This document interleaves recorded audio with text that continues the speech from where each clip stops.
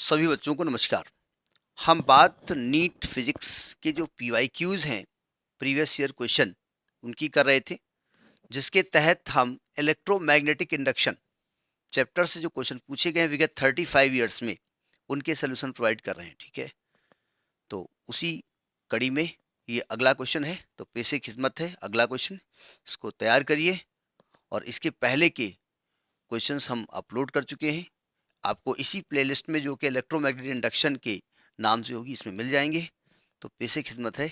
Next question देखिए, अगला question. ये क्वेश्चन आपके पीएमटी 1990 में पूछा गया है। क्वेश्चन को हम ध्यान से पढ़ते हैं, तब तक आप पढ़िए।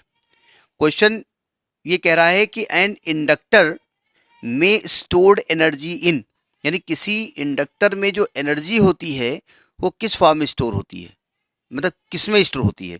इलेक्ट्रिक फील्ड में होती है, कॉइल में होती है, मैग्नेटिक फील्ड में होती है, in both electric and magnetic field में होती है। अब इसका फंडा आपका क्लियर होना चाहिए। देखो, किसी भी कॉइल में हमने पढ़ा है कि कॉइल में एनर्जी होती ही क्यों है स्टोर।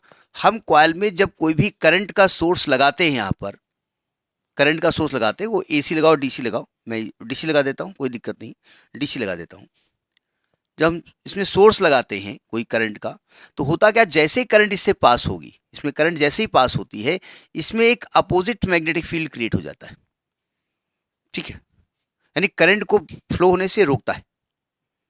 अब अगर आप करंट फ्लो ही कराना चाहते हैं किसी भी तरीके से, कि करंट तो हम फ्लो करा करेंगे, तो ऐसी तैसी रोको भला चला, कौन रोक सकता है। तो मैग्नेटिक फील्ड और स्ट्रांग होगा, आप कहेंगे स्ट्रांग करो, हम और ज़्यादा तेजी से करंट अंदर ले जाएंगे, जाओ। तो यानी कुल मिलाकर के ये अपोजिशन करता है ना। अपोजिशन करना मतलब ये इसको वर्क करना पड़ेगा भाई। अगर आप जबरदस्ती कहीं घुसे जा रहे हो, कोई अपोज कर रहा है, तो उसे अगर अपोज करना है तो वर्क करना पड़ेगा, और वही वर्क एनर्जी के फॉर्म में स्टोर होता है।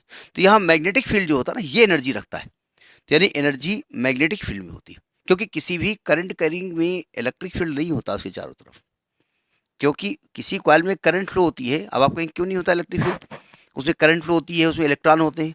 अरे भैया, किसी भी तार में जितने इलेक्ट्रॉन होते हैं उतने ही प्रोटॉन होते हैं, तो वो तो न्यूट्रल होता है ना। तो जब बैटरी से जोड़ देते हैं तो केवल उन इलेक्ट्रॉनों को वो डायरेक्शन दे देते हैं कि भाई चलो। तो चलने का मतलब इलेक्ट्रॉन बढ़ थोड़े गए, इलेक्ट्रॉन तो उतने ही जितने ही प्रोटॉन है। तो नेट इलेक्ट्रिक फील्ड तो उसके चारों ओर जीरो है, अकॉर्डिंग टू गॉस थ्योरम।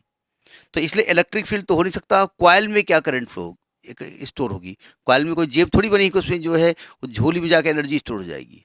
तो जो मैग्नेटिक फील्ड उसमें होता है वो एनर्जी स्टोर करता है। ठीक है, तो this question was in PMT 1990, और इसका सी पार्ट जो है करेक्ट थ्योरेटिकल है।